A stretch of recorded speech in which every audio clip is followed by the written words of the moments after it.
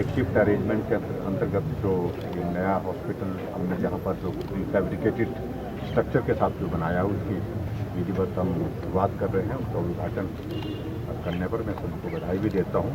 लगभग 7 करोड़ की लागत से ये हॉस्पिटल बनकर के तैयार यहाँ पर किया गया और इसी बात को ध्यान में रखते हुए कि हिमाचल प्रदेश में कोविड के इस दौरान ज़्यादा से ज़्यादा बेहतर सुविधाएं उपलब्ध करा सकें, बेड कैपेसिटी को बढ़ा सकें और बेड कैपेसिटी ही नहीं, बेड कैपेसिटी के साथ ऑक्सीजनेटेड बेड उपलब्ध करा सकें। और ये एक हॉस्पिटल ऐसा होगा जो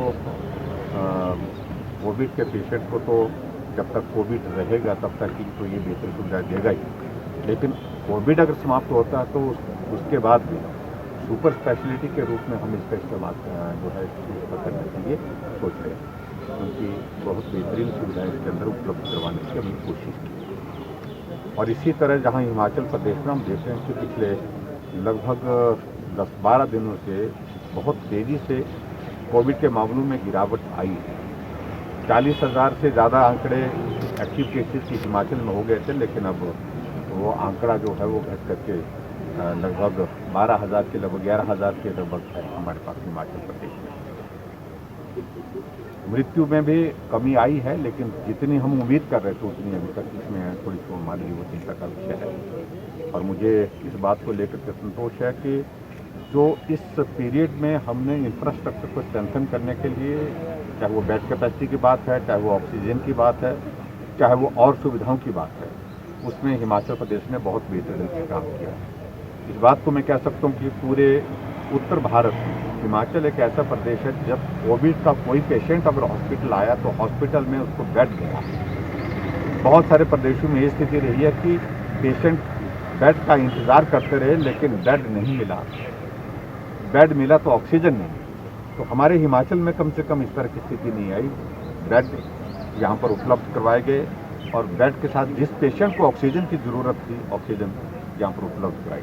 और हमने अभी इस दौरान जो है 8 PSA प्लांट हिमाचल प्रदेश में लगाए और लगभग 12 जो है हमारे और जो है पाइपलाइन।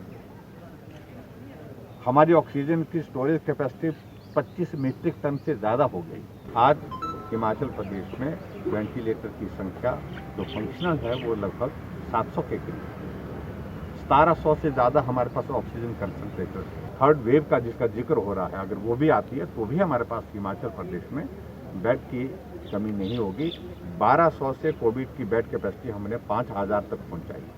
250 बेड कैपेसिटी हमने परौर में की है राधा स्वामी सत्संग के। 200 मंडी में भी हमने और एडिशन की है जो राधा स्वामी सत्संग का खलियार में है। और इसी तरह से 200 की बेड कैपेसिटी हमने सोलन में की है, वो भी राधा स्वामी सत्संग, उनका हम आभार भी व्यक्त करना चाहेंगे। तो इस प्रकार से मैं कह सकता हूँ कि कोविड के इस संकट में जितनी बेहतर ढंग से इस लड़ाई को लड़ा जा सकता है और उस लड़ाई को लड़ रहे हैं। और मैं दावे के साथ कह सकता हूँ निश्चित रूप से हम उस दौर से सेकंड फेज की जो इस कोविड के इस दौर से बाहर बहुत तेजी से